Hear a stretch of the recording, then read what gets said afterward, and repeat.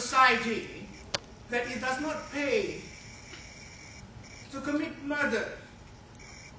That is a deterrent to the rest that don't do it.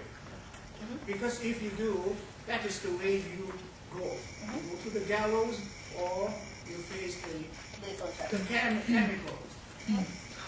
Now, do I get to respond yet? Okay, so I can't speak. I will preface everything. Any question that you ask me about capital punishment, I'll preface my answer by saying I know nothing about the way you do it in your country. And what I'm saying is speaking from my country's point of view. So it is very controversial that on the one hand, there are people in the country who says, no, that is no good. You shouldn't kill. Now, I put, if I may, put the case to the extreme. If Hitler was caught after the end of the war, and the Hague said, no, we don't hang him. We allow him to survive. And Hitler if Hitler were smart enough to escape the imprisonment and start a third war and say, all right, now this time not the Jews, but everybody, all Caucasians, all Asians were to die under my hand. What do you have to say? Okay, I'm ready. Listen. First of all, in America, these are the two biggest, there are actually two huge reasons that are usually given by death penalty advocates to support the death penalty. The first is, as you said, it is a deterrent. In reality, that is not true. The states that have the highest murder rate in America also are the ones with capital punishment. Okay? So it means it's not a deterrent. It's not working. Second of all, the other thing that's brought up is that it's cheaper than incarcerating someone for the rest of their life. Again, that is also not true. It varies from state to state, but because of the cost of appeals, and every death row inmate must have at least 9 legal appeals in order for justice to be served. Because of the cost of appeals, having someone on death row costs approximately 3 times more than incarcerating them for life. The other thing that I will throw out to you is this. Of the death row inmates that I interviewed, and there were several, probably about 5 of them, whenever I asked one of them, what if the governor commuted your sentence to life in prison? They said, I would kill myself.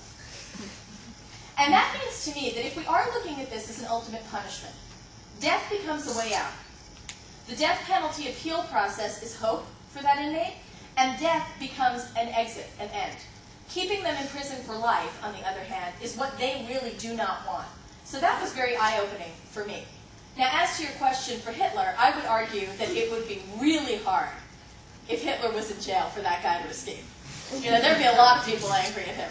So I don't think it would be as easy as you say for someone to escape. It's not easy in my country for someone to escape from a maximum security prison. And to be honest, I think, yeah, maybe it is here, I don't know. But in America, that can't happen. So I guess the answer would be, that if it came down to Hitler being executed versus Hitler being in prison, keep him in prison, but let us take care of it instead of Singapore.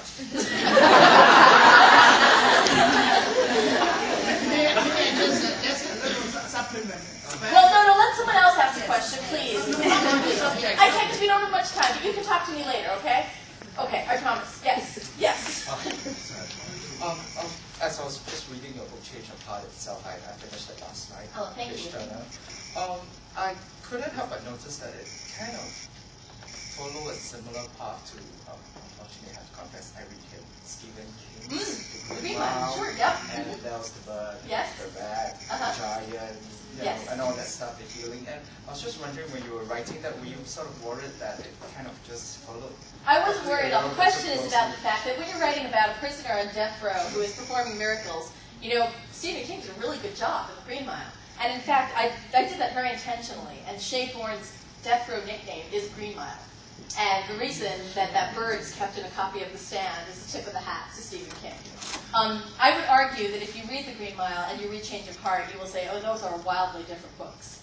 And I do think they are about very, very different things. I think that you can give two chefs the same ingredients, and they will come up with two very, very different meals, both equally yummy.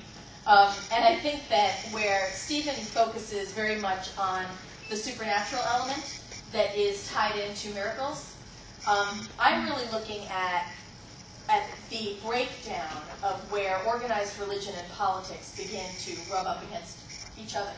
And in particular, the idea of the Messiah figure. Is a Messiah someone who is really special, or does a Messiah become a Messiah because of who people need that person to be? And so the focus, I think, is a little bit different, but I very intentionally made sure to give him credit where credit was due. Yeah. Sure.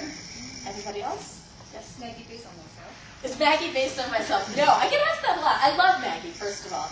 And I have to say that in the 15 years I've been writing, she actually has my all-time favorite joke that I've ever written, which I won't give away, but it's when she goes out on a date. And there's a really funny line in there that I still chuckle about. And if I can crack myself up, that's good. And, but Maggie is much less secure, I think, than I am. And I have a much better relationship with my mother. But I do like her a lot. I like her a lot. Anyone else? Yeah.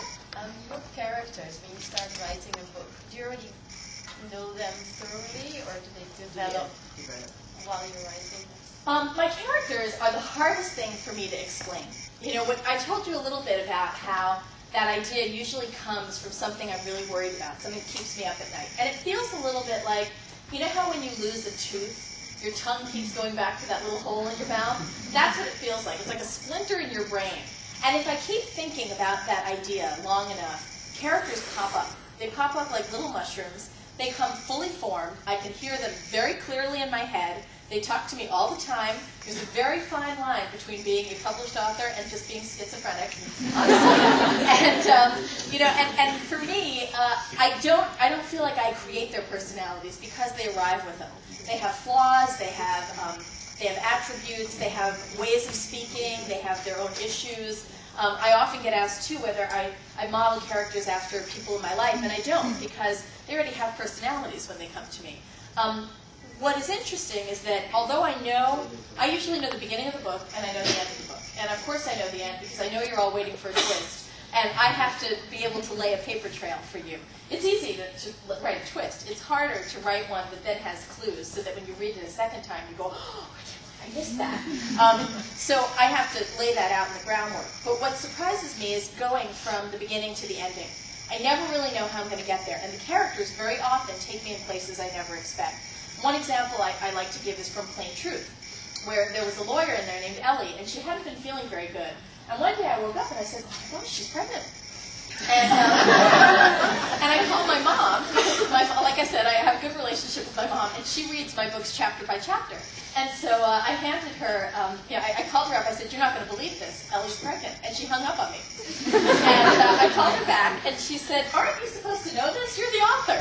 And I said, you know, the truth is sometimes we don't know it. And that's really the fun part, that the characters do take us in the book in directions that we're not expecting. Yeah. Sure. Yes? When you start writing a book, do you know what the ending is going to be like? When I start a book, I do know the ending, for that very reason, because usually it has a twist in it, and I feel like it's my job to make sure that I can lay a little trail for you so that when you go back a second time, you can see everything that you've missed. Sure. Yeah? This is with concerns to 19 minutes. Yes. What are we had Virginia Tech last year, so what are your takes on it? Was this book kind of figured out by Virginia Tech? Was it triggered by Virginia Tech? No. In fact, 19 Minutes was published 1 month before Virginia Tech.